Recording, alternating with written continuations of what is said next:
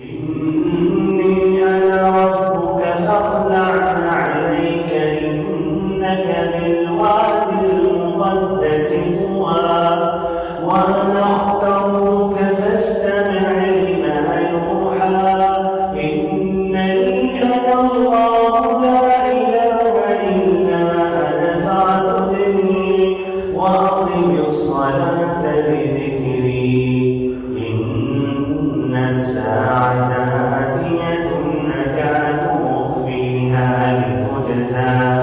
لتجزى كل نفس بما تسعى فلا يصدنك عنها من لا يؤمن بها واتبع هواه فتردى وما تلك بيمينك يا موسى قال هي عصاي أتوكل عليها وأهش بها على غنمي ولي فيها مآرب أخرى قال ألقها يا موسى فألقاها فإذا هي حية تسعى. الحمد لله رب العالمين والصلاة والسلام على أشرف الأنبياء وسيد المرسلين نبينا وحبيبنا وقدوتنا وإمامنا محمد وعلى آله وصحبه أجمعين أما بعد فسبحانك اللهم لا علم لنا إلا ما علمتنا إنك أنت العليم الحكيم اللهم علمنا ما ينفعنا وانفعنا بما علمتنا وزدنا علما نافعا وعملا صالحا یا رب العالمین. قابل احترام معزز بھائیوں، عزیز ساتھیوں اور ہماری ماؤں اور بہنوں، یہ باب شروط الصلاۃ کا حدیث نمبر 3 پیش کرنے جا رہا ہوں اور ساتھ ہی ساتھ یہ درس نمبر 3 ہے. وعنها یعنی عائشة رضی اللہ عنہا عن النبی صلی اللہ علیہ وسلم قال لا يقبل الله صلاة حائض إلا بخمار رواہ الخمسة إلا النسائی وصححہ ابن خزیمہ. حدیث کا ترجمہ، حضرت عائشہ رضی اللہ عنہا نبی صلی اللہ علیہ وسلم سے روایت کرتی ہیں کہ آپ صلی اللہ علیہ وسلم نے فرمایا اللہ تعالیٰ کسی بالغہ عورت کی نماز دوپٹے کے بغیر قبول نہیں کرتا. کسی بالغہ عورت کی نماز دوپٹے کے بغیر قبول نہیں کرتا. اسے نسائی کے سوا 5 نے روایت کیا ہے اور ابن خزیمہ نے اسے صحیح قرار دیا. حدیث کی تخریج ابو داود نے روایت کی ہے کتاب الصلاۃ باب المرأة تصلی بغیر خمار حدیث نمبر 641. الترمذی نے کتاب السنن پیج نمبر 101 حدیث نمبر 377. ابواب الصلاۃ باب ما جاء لا تقبل صلاة المرأة الحائض الا بخمار. ابن ماجہ نے کتاب السنن پیج نمبر 93 حدیث نمبر 655. کتاب الطہارہ وسننها باب اذا حاضت الجاریہ لم تصلی الا بخمار. ایسے امام احمد نے بھی روایت کی ہے مجلد 42 حدیث نمبر 87 یا پیج نمبر 87 حدیث نمبر 25167. ابن خزیمہ نے اپنی کتاب الصحیح میں حدیث نمبر 775. یہ تمام حضرات روایت کرتے ہیں. دیکھیں الخمسہ الا النسائی جن کا میں نے ذکر کیا، ابو داؤد، ترمذی، ابن ماجہ اور ایسے ہی احمد نے. یہ پہلا جو آپ دیکھیں اس طریق سے روایت کرتے ہیں، طریق حماد ابن سلمہ جو روایت کرتے ہیں قتادہ سے، جو روایت کرتے ہیں محمد ابن سیرین سے، جو روایت کرتے ہیں صفیہ بنت الحارث، جو روایت کرتی ہیں عائشہ رضی اللہ عنہا سے، جو روایت کرتی ہیں نبی صلی اللہ علیہ وسلم سے. اور یہ ابو داؤد کا لفظ ہے لا يقبل اللہ صلاة حائض الا بخمار. اور باقی جو حضرات ہیں انہوں نے اس کے قریب الفاظ میں روایت کیا ہے. الترمذی نے اس حدیث کے بارے میں کہا حدیث عائشہ حدیث حسن. عائشہ رضی اللہ عنہا کی حدیث حدیث حسن ہے. الحاکم نے کہا اپنی کتاب المستدرک میں مجلد 1 پیج نمبر 251 حدیث روایت کرنے کے بعد صحیح علی شرط مسلم کی یہ حدیث صحیح ہے اور امام مسلم کی شرط کے مطابق یہ حدیث ہے. ولم یخرجہ، لیکن نہ امام بخاری نے روایت کی نہ امام مسلم نے کی. امام حاکم جو ہیں ان کی کتاب المستدرک، ان کا دعویٰ یہ رہا کہ ہم اس میں وہ حدیثیں بیان کرتے ہیں جو امام بخاری اور امام مسلم دونوں یا دونوں میں سے ایک کے شرط کے مطابق یہ حدیث ہے، لیکن انہوں نے روایت نہیں کی ہے تو ہم وہ روایت کر رہے ہیں. ان کا دعویٰ تھا، لیکن حقیقت میں بہت سی جگہوں پر انہوں نے ضعیف بھی حدیثیں روایت کی ہیں. امام بخاری امام مسلم کو چھوڑیں موضوع حدیثیں ہیں تو وہ اپنے دعویٰ میں اس قدر نہیں اترے جس طرح کی انہوں نے مقدمہ میں ذکر کیا. اور اس کی وجہ بیان کرتے ہیں اہل علم کہ اصل میں شروع میں انہوں نے کتاب تیار کر دی اور بعد میں یہ مہذب تہذیب کرنا چاہ رہے تھے. یہ ہوتا بھائی، کچھ اہل علم حدیث کتاب لکھتے ہیں پھر بعد میں نظر ثانی کرتے ہیں، نظر ثانی میں ان کی رائے بدل جاتی، یا ایک مرتبہ جمع کر دیا پھر نظر ثانی میں پھر سے نئے سرے سے کرنا چاہتے ہیں، تو وہ اس سے پہلے ان کا انتقال ہو گیا. بہرحال تو انہوں نے یہ کہا امام حاکم نے کہ یہ مسلم کی شرط کے مطابق ہے، لیکن نہ امام بخاری نے روایت کی نہ امام مسلم نے. کہتے امام حاکم اظن انه لخلاف فيه على قتادہ، کہتے ہیں اور وجہ یہ ہے کہ غالباً میں یہ سمجھتا ہوں کیوں نہیں امام بخاری امام مسلم نے اس حدیث کو روایت کی، اس لیے کہ اس میں جو قتادہ ہیں، کہاں قتادہ، ان پر اختلاف ہونے کی وجہ سے. یعنی یہ کہنا چاہ رہے ہیں کہ امام بخاری امام مسلم اتنا احتیاط کرتے تھے کہ اگر کہیں بھی اختلاف ہو جائے معمولی تو چھوڑ دیتے تھے وہ حدیث ہے، اعلیٰ قسم کی جو صحیح حدیث ہے وہی بس روایت کرتے تھے. تو یہ کہہ رہے ہیں تو حدیث صحیح ہے، حاکم کہہ رہے ہیں حدیث صحیح ہے مسلم کی شرط کے مطابق ہے، لیکن انہوں نے یہ اختلاف کی وجہ سے چھوڑا. اب بھائی انہوں نے اشارہ کر دیا کہ یہ اختلاف ہے، تو اختلاف ذرا ہم بھی سمجھتے ہیں. دیکھیں دوسری طرف دیکھیں، اس سے واضح ہوگا. الحاکم نے جو روایت کی ہے مجلد 1 پیج نمبر 251 میں، البیہقی نے بھی مجلد 2 کتاب السنن الکبریٰ میں پیج نمبر 233 روایت کرتے ہیں یہ دونوں حضرات اس اسناد سے سعید ابن ابی عروبہ. سعید ابن ابی عروبہ کن سے روایت کرتے ہیں؟ قتادہ سے، ہے کہ نہیں؟ اور اس سے پہلے والا سند دیکھیں، وہاں قتادہ سے کون روایت کر رہے ہیں؟ حماد ابن سلمہ، ہے کہ نہیں؟ اچھا، اب ادھر جو سعید ابن ابی عروبہ روایت کر رہے ہیں قتادہ سے، قتادہ کے بعد کیا ہے؟ قتادہ روایت کرتے ہیں الحسن البصری سے، اور الحسن البصری ڈائریکٹ نبی صلی اللہ علیہ وسلم سے روایت کر رہے ہیں. اب ادھر اہل علم کہتے ہیں یہ اشکال ہے، قتادہ راوی ایک ہی ہے روایت کرنے والے، حدیث ایک ہی ہے. حماد بن سلمہ آ کر روایت کر رہے ہیں، قتادہ کے بعد محمد بن سیرین ذکر کر رہے ہیں، صفیہ بنت الحارث ذکر کر رہے ہیں، عائشہ ذکر کر رہے ہیں، اور انہی قتادہ سے ان کا ایک دوسرا شاگرد روایت کر رہا وہی حدیث. تو ادھر قتادہ کے بعد الحسن البصری بیان کر رہا اور حسن البصری ڈائریکٹ نبی صلی اللہ علیہ وسلم سے ذکر کر رہے ہیں. تو ادھر اختلاف ہو گیا نہیں. تو دوسرے میں ادھر سعید ابن ابی عروبہ نے حماد ابن سلمہ کی مخالفت کی. اچھا، ایسے ہی عیسیٰ ابن یونس بھی ایک ہے، وہ بھی روایت کرتے ہیں قتادہ کے علاوہ عمر سے. یعنی ادھر عمر کی متابعت کی ہے قتادہ نے، یعنی قتادہ اور عمر یہ دونوں ساتھی ہیں جو روایت کرتے ہیں الحسن البصری سے، اور وہاں بھی الحسن البصری رحمہ اللہ ڈائریکٹ نبی صلی اللہ علیہ وسلم سے روایت کر رہے ہیں. تو اب دو قسم کی روایتیں ہو گئی، ایک الحسن البصری ڈائریکٹ نبی صلی اللہ علیہ وسلم سے روایت کر، اور ایک مسندن عائشہ رضی اللہ عنہا تک مرفوعاً بیان کی جا رہی. تو کون سی راجح ہے دونوں میں؟ راجح دونوں میں سے ایک ملا. ہاں پہلی والی. کیوں؟ کیونکہ حسن البصری جو ہے تابعی صحابی نہیں ہے، تو وہ ڈائریکٹ نبی صلی اللہ علیہ وسلم. اچھا دیکھیے ادھر سوال ہے دونوں میں سے کون سی روایت صحیح ہے. ان دونوں روایتوں میں سے اگر ایک روایت کو آپ کریں صحیح ہے، اس کا معنی نہیں کہ وہ حدیث بھی صحیح ہو گئی. بات ہے دونوں روایتوں میں کون سی روایت راجح ہے، پھر وہ الگ مسئلہ ہے کہ وہ روایت پھر صحیح ہے یا نہیں صحیح ہے. تو ان دونوں روایتوں میں سے دوسری جو روایت ابن ابی شیبہ نے روایت کی ہے مجلد 2 پیج نمبر 228 سے لے کر 229 میں، یہ طریق ہے عیسیٰ ابن یونس جو روایت کرتے ہیں عمر سے، جو روایت کرتے ہیں الحسن البصری سے، جو ڈائریکٹ نبی صلی اللہ علیہ وسلم سے روایت کرتے ہیں. دونوں روایتوں میں راجح روایت الروایت المرسلہ ہے. مرسل روایت یہ زیادہ راجح ہے. یعنی دوسرے انداز سے سمجھا رہا ہوں، یہ لفظ لا يقبل اللہ صلاة حائض الا بخمار یہ مروی ہے، اب ادھر آپ شروع کو چھوڑیں, قتادہ پر فوکس کریں, قتادہ کو دیکھیں. قتادہ پوری سند جا کر یہاں جمع ہو رہی قتادہ.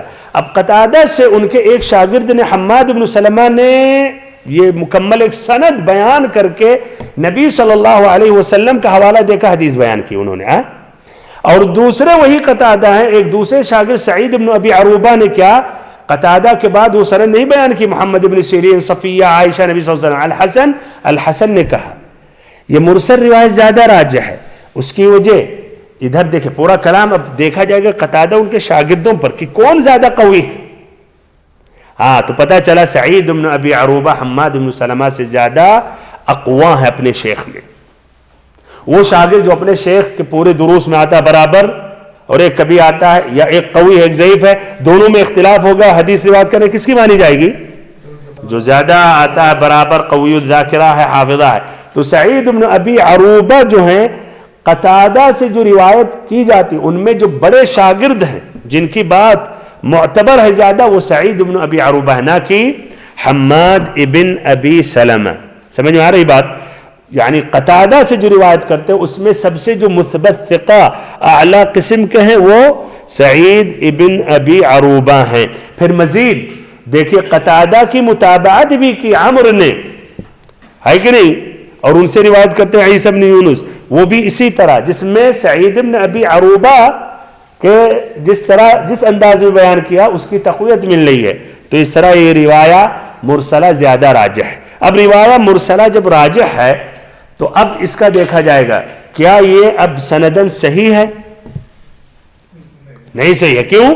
اس لیے حسن البصری تابعی ہیں, اور یہ تابعی جو ہیں ڈائریکٹ نبی صلی اللہ علیہ وسلم سے روایت کر رہے ہیں, بیچ میں انقطاع ہے, اور حدیث صحیح ہونے کے لیے 5 شرطوں کا ہونا ضروری ہے. ایک اہم شرط ہے اتصال السند, سند متصل ہو, اور یہاں سند متصل نہیں منقطع ہے, اس کو کہا جائے گا مرسل. تابعی جو روایت کرتا ہے نبی صلی اللہ علیہ وسلم سے ڈائریکٹ, اس کو کہا جاتا ہے مرسل.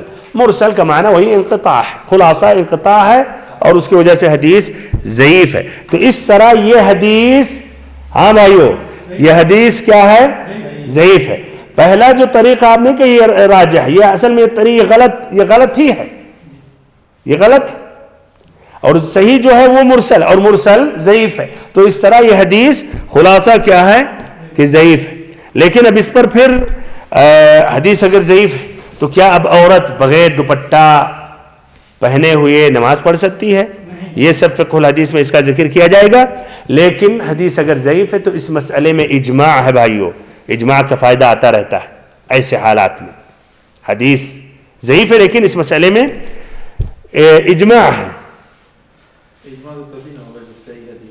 نہیں, کوئی ضروری نہیں, دوسری حدیث بھی نہیں. ممکن ہے آپ کہ کیا اجماع کے لیے ضروری اس مسئلے میں حدیث ہو؟ نہیں, کبھی کبھی حدیث نہیں, تب بھی اہل علم کا اجماع ہے اس کے, یعنی اس مسئلے میں بالضبط کوئی حدیث نہیں ہے, یا حدیث ضعیف.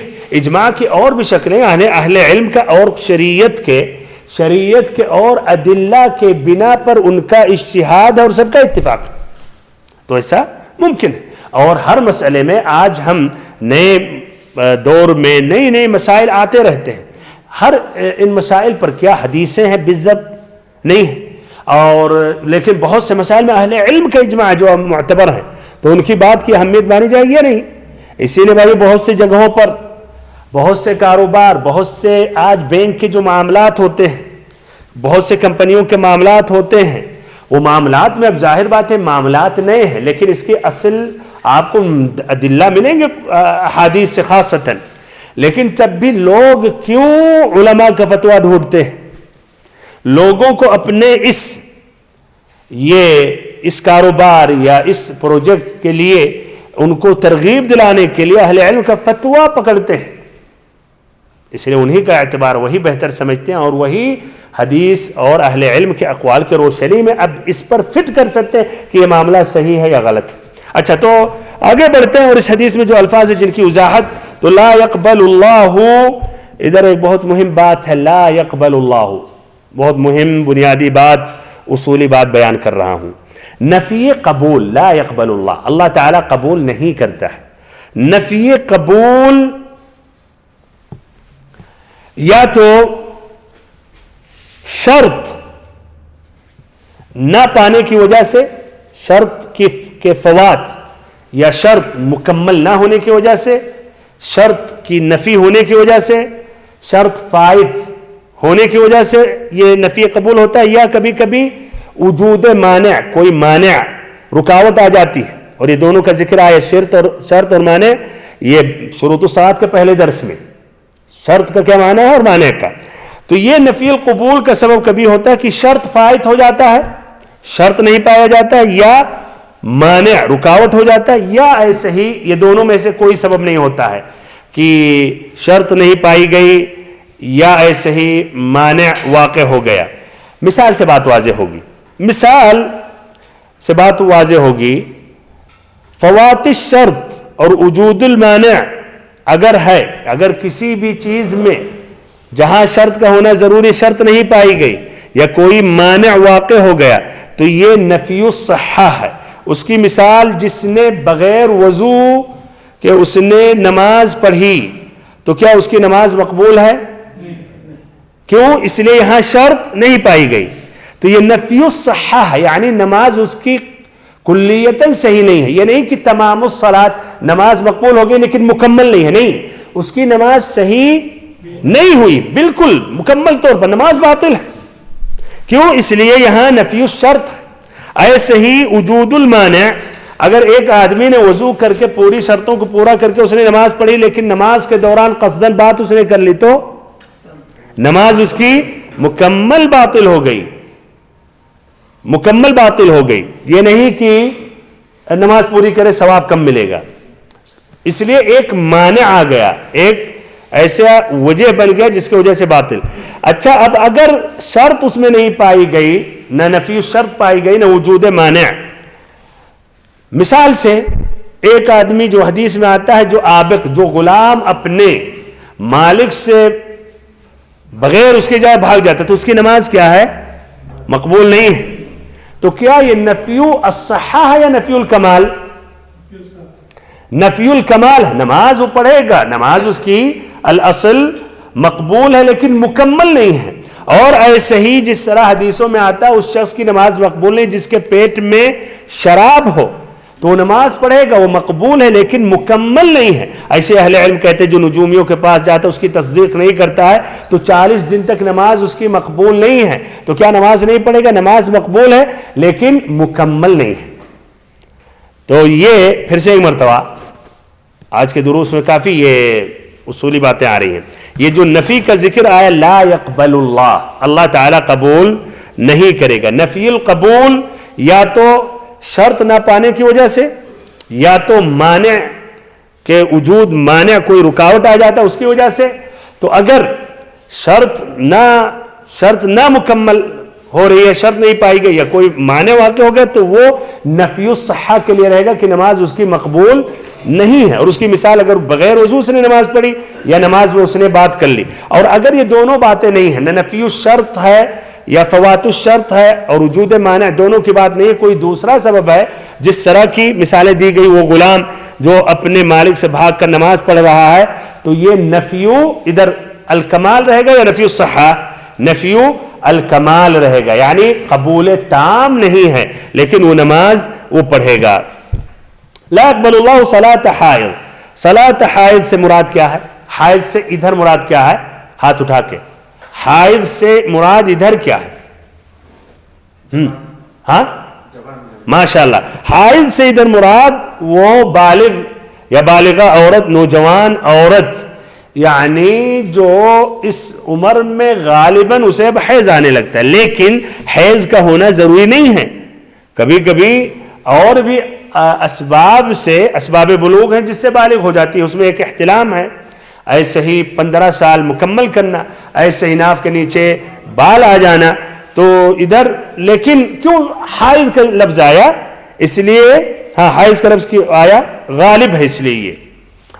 اور دوسری بات یہ ہے، اس لیے عورتوں کے لیے یہ علامت خاص ہے، اسی لیے یہ ذکر کیا گیا. تو مراد ہے حائضہ جو اس مرحلے تک پہنچ گئی کہ بالغ ہو گئی تو غالباً حیض آتا ہے، اور اس سے مراد نہیں ہے کہ حیض کی حالت میں اللہ تعالیٰ نماز نہیں قبول کرے گا، نہیں، یہ مراد نہیں۔ لفظی اگر ترجمہ دیکھیں گے، اگر کوئی عربی لفظ اس کتابوں سے اگر پڑھ لے تو اس کا ترجمہ یہی کرے گا کہ حائضہ عورت اگر حیض کی حالت میں تو بغیر دوپٹہ کی نماز نہ پڑھے، اس لیے کہ حیض کی حالت میں بغیر دوپٹہ پہنے ہوئے نماز مقبول نہیں ہے، لیکن اگر حیض نہیں آ رہا ہے تو بغیر دوپٹہ کے بھی نماز پڑھ سکتی ہے، اس کی نماز صحیح۔ دیکھیں کس طرح پوری شریعت چوپٹ کر دے گا، اور ایسے بہت سے ہیں جن کو عربی میں واقفیت نہیں ہے، اب اجتہاد کرنے لگتے ہیں۔ آخر یہ آپ جو لفظ پکڑے ہیں وہ آپ کی بات صحیح ہے، لیکن آپ کا فہم قاصر ہے، عربی زبان کی جو وسعت ہے اور جو یہ بلغاء اور فصحاء سمجھتے ہیں اہل لغت، وہ کبھی بھی نہیں ایسا سمجھ رہے ہیں جس طرح آپ سمجھ رہے ہیں۔ اچھا، تو بہرحال آگے بڑھتے ہیں۔ صلاۃ حائض الا بخمار، خمار خا کے نیچے زیر ہے کسرہ، مراد ہے جس سے عورت اپنے سر کو کیا ڈھانپتی ہے، چھپاتی ہے، اس کپڑے کو کہتے ہیں جس سے عورت اپنا سر، اور ایسے ہی اسی میں داخل ہے گردن بھی، گردن کو ڈھانپتی اور چھپاتی ہے۔ خمر کا لغوی معنی دیکھیے، یہ بھی شرعی لفظ ہے، خمار ہو گیا، پھر لغت میں بھی مشہور ہو گیا۔ یا اصل خمر کا کیا معنی ہے؟ کسی چیز کو چھپا دینا، اور اسی سے خمر بھی لیا گیا عربی میں شراب جو پیتے ہیں، اس لیے کہ جب شراب جو پیتے ہیں پینے والے اپنی عقل کو چھپا دیتے ہیں، ڈھک دیتے ہیں، پیک کر دیتے ہیں، اور بے عقل ہو جاتے ہیں، بے حس ہو جاتے ہیں، مجنون ہو جاتے ہیں۔ اللہ المستعان۔ تو یہ خمر کا یہی معنی، چھپانا اور ڈھانپ دینا۔ اب اس حدیث میں جو مستنبط فائدے ہیں وہ ذکر کر رہا ہوں۔ پہلا فائدہ، اس حدیث کا جو منطوق ہے بھائیوں اور محترم ساتھیوں، یہ اہل علم جب فائدے استنباط کرتے ہیں، بہت سے حدیثوں میں کہتے ہیں حدیث کے منطوق سے یہ لیا جا رہا اور اس کے مفہوم سے یہ لیا جا رہا ہے، یعنی ایک ہی لفظ سے دو فائدہ لیا جاتا ہے۔ ایک منطوق ہوتا ہے یعنی وہ عبارت صراحت کے ساتھ موجود ہے، اور دوسرا فائدہ جو لیا جاتا ہے مفہوم ہے اس کا۔ تو منطوق حدیث سے کیا بات واضح ہو رہی ہے کہہ رہا بھائیوں کہ ہاں، وہ عورت جو بالغہ ہے یا وہ بچی جو بالغہ ہو گئی، اس کی نماز، اسے نماز میں سر کو ڈھکنا کیا ہے؟ لازمی ہے، واجب ہے۔ تو اس حدیث کے منطوق میں کیا ہے دوبارہ؟ کہ وہ عورت جو بالغ ہو گئی، یا وہ عورت غالباً بالغہ ہی کو کہتے ہیں، وہ عورت یا وہ بچی جو بالغہ ہو گئی، نماز دوران نماز میں اسے سر ڈھکنا، چھپانا کیا ہے؟ لازمی ہے، اور سر میں داخل ہے کیا؟ پورا بال، اور ایسے ہی یہ گردن، اور ایسے یہ سینہ، یہ پورا یہ حصہ یعنی اس کا ڈھکنا لازمی ہے۔ اچھا، اگر اس نے نماز پڑھی اور اس کا سر کھلا ہوا تھا تو کیا رہا ہے؟ نماز اس کی صحیح ہے؟ اس کی نماز صحیح نہیں ہے۔ اچھا، اگر شعر اس کا بال کھلا رہا، پیچھے کا بال کھلا رہا تو اس کی نماز صحیح نہیں ہے۔ ایسے اگر گردن کھلا رہا تو اس کی نماز صحیح نہیں ہے۔ الترمذی رحمہ اللہ کہتے ہیں، دیکھ ادھر حدیث اگر ضعیف ہے، کیا کہہ رہے ہیں؟ وَالْعَمَلُ عَلَيْهِ عِنْدَ أَهْلِ الْعِلْمِ أَنَّ الْمَرْأَةَ إِذَا أَدْرَكَتْ فَصَلَّتْ وَشَيْءٌ مِّن شَعْرِهَا مَكْشُوفٌ لَا تَجُوزُ صَلَاتُهَا، کہ اہل علم کا جو عمل ہے وہ یہ ہے کہ وہ عورت اگر جو بالغہ ہو گئی، ادرکت، اور اس نے نماز پڑھی اور بال کا کچھ حصہ کھلا رہا تو اس کی نماز صحیح نہیں ہے، لا تجوز صلاتها۔ یہ پہلا فائدہ۔ دوسرا فائدہ، اب اس حدیث کا مفہوم، ہاں بھائی یہ منطوق تھا، مفہوم میں کیا ہے کہ اگر وہ بچی جو بالغ نہیں ہے، وہ بچی جو ابھی بالغ نہیں ہے، اگر وہ نماز پڑھ رہی ہے تو کیا اس پر سر ڈھکنا واجب ہے؟ سر ڈھکنا واجب نہیں ہے، اور اگر اس نے نماز پڑھ لی تو اس کی نماز مقبول ہے۔ طبعاً اس پر واجب نہیں ہے یہ 5 وقت کی نمازیں، لیکن اگر پڑھے گی تو ثواب ملے گا، اس کے حق میں نوافل میں شمار ہوگا۔ اور وجہ کیا ہے کہ ظاہر بات ہے، چھوٹی جو بچی ہے وہ بڑی بچی میں بھائیوں زمین اور آسمان کا فرق ہے ہر اعتبار سے۔ شہوت کے اعتبار سے یا آدمی غلط جو گمان کرتا ہے، چھوٹی اور بڑی میں فرق ہوتا ہے، اس میں وہ بات نہیں ہوتی ہے، تو اس کا یعنی عورہ یا شرمگاہ یا عموماً عورت تو مکمل طور پر وہ عورہ ہے، یعنی چھپانا چاہیے، تو اس کا یہ زیادہ خفیف ہے، ہلکا ہے۔ تیسرا مسئلہ اس حدیث میں یہ ہے، ایک ادھر سوال اب کیا جا رہا ہے، بہت مہم سوال ہے، یہ بہت مہم سوال ہے، جاننا ہے بہنوں کے لیے، خواتین کے لیے، کیا اب اس طرح نماز میں عورت کے لیے چہرہ ڈھکنا اور ایسے ہی پھر یہ دونوں ہتھیلیاں ڈھکنا اور ایسے ہی دونوں قدموں کو ڈھکنا لازمی ہے؟ تینوں لازمی ہے؟ یعنی چہرہ بھی ڈھکنا چاہیے نماز میں، چہرہ، دونوں ہتھیلیاں اور دونوں قدم، چلیے تینوں قدم الگ ہے تو لیتے ایک۔ چہرے کے متعلق کیا چہرہ ڈھکنا چاہیے نماز میں؟ تو نماز میں جائز ہے کہ عورت اپنا چہرہ کھول کر رکھے نماز کے درمیان، کیوں؟ اس لیے کوئی دلیل نہیں ہے کہ چہرے کو عورت نماز کے درمیان ڈھکے اور اس کو چھپائے یا نقاب میں نماز ادا کرے۔ ابن المنذر رحمہ اللہ کہتے ہیں اجمع اکثر اہل العلم على ان للمرأة الحرة ان تصلي مكشوفة الوجه، کہ اکثر اہل علم کا اجماع ہے کہ عورت، وہ آزاد جو عورت ہے، مراد طبعاً بالغہ، اس کے لیے جائز ہے کہ اپنا چہرہ کھول کر نماز پڑھے۔ طبعاً بھائیو مراد ہے اگر اجنبی آدمی وہاں نہیں ہے، گھر میں پڑھ رہی ہے یا ایسی جگہ جہاں اس کے محارم ہیں، اچھا تو یہ مراد ہے، تو یہ چہرے کے لیے چہرہ ڈھک کے پڑھنا چاہیے۔ اچھا اگر کوئی عورت کھول کے پڑھنا چاہیے، اگر کوئی عورت ڈھک کے پڑھ رہی ہے تو، اور ادھر اجنبی آدمی نہیں ہے تب بھی کوئی حرج نہیں ہے، جس سے اہل علم ذکر کیا، لیکن واللہ عالم بہتر ہے کھول کے پڑھے۔ اب دوسری بات ہے دونوں ہتھیلیاں، تو اس کو ڈھکنا چاہیے یا کھولنا چاہیے؟ دیکھیے ادھر پہلا قول یہ ہے کہ جائز ہے کہ عورت اپنے دونوں ہتھیلیوں کو کھول کر رکھے نماز میں، اس لیے کوئی واضح دلیل نہیں ہے کہ دونوں ہتھیلیوں کو ڈھکنا چاہیے۔ اسے جو حکم دیا گیا ہے وہ ہے کہ دوپٹہ، ہاں یہ اس کا حکم دیا گیا، اور قمیص پورا ایک کپڑا، جس طرح کی حدیث ام سلمہ رضی اللہ عنہا میں آئے گا، آئندہ حدیث آئندہ درس میں انشاءاللہ اس میں آئے گا کہ آپ صلی اللہ علیہ وسلم سے پوچھا گیا اس مسئلے میں کہ کیا عورت محض قمیص یعنی جو بدن ڈھکا ہوا ہے اور اوڑھنی میں دوپٹے میں نماز پڑھ سکتی ہے تہبند کے بغیر؟ تو آپ صلی اللہ علیہ وسلم نے کہا جب قمیص اتنی لمبی ہو کہ قدموں کے اوپر والے حصوں تک پہنچ جائے تو جائز ہے۔ یہی مذہب جمہور اہل علم کا، احناف، مالکیہ، شافعیہ، حنابلہ سے دو روایتیں مروی ہیں، یہی شیخ الاسلام ابن تیمیہ ان سے بھی یہی مروی ہے۔ ابن عثیمین رحمہ اللہ بھی کہتے ہیں اس مسئلے میں ہم ابن تیمیہ رحمہ اللہ کی تقلید کرتے ہیں اور کہتے ہیں کہ واجب نہ ہونا، یہی قول زیادہ اقرب الی الصواب ہے، لیکن احتیاط کا تقاضا کہ ہاتھوں کو ڈھک لینا چاہیے۔ اب دوسرا قول کیا ہے؟ اس طرح واضح ہو گیا۔ دوسرا قول کیا ہے کہ دونوں ہتھیلیوں کو کیا ڈھک لینا چاہیے، اور عورت کے لیے جائز نہیں ہے کہ دونوں ہتھیلیوں کو کھول کر رکھے نماز میں، اور اس کی دلیل کیا ہے؟ ہاں اب ان کی دلیل کیا ہے؟ جنہوں نے کہا ہاتھ کو ڈھکنا ضروری نہیں، ان کی کیا دلیل ہے؟ کیا دلیل ہے ان کی؟ کہ دلیل ہی نہیں ہے، کہ دلیل نہیں، حکم نہیں ہے کہ ہتھیلیوں کو ڈھکیں، تو کہتے ہیں اسی لیے کھلا رہنا چاہیے۔ اچھا دوسرا قول جو حنابلہ کا کہ نہیں ہاتھوں کو ڈھکنا چاہیے مکمل طور پر، اب ان سے پوچھا جائے گا آپ کی دلیل کیا ہے؟ تو انہوں نے یہ دلیل پیش کی۔ اب آپ غور کریں کیا یہ دلیل صریح ہے یا غیر صریح ہے؟ ترمذی کی روایت حدیث نمبر 1173، المرأة عورة فإذا خرجت استشرفها الشیطان، کہ عورت جو ہے عورہ، اور اردو میں عورت کہتے ہیں عورہ سے لیا گیا ہے، خاتون یا عورتیں نساء یہ عورہ ہیں۔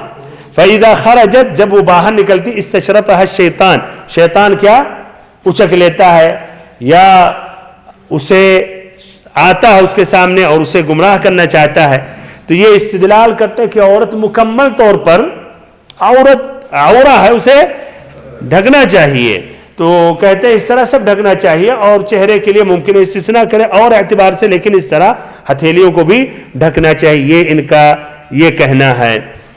بہرحال پیروں کے متعلق باقی ہے، آئندہ ذکر کروں گا، لیکن تاکہ بات واضح ہو جائے تفصیل سے آئندہ ذکر کروں گا۔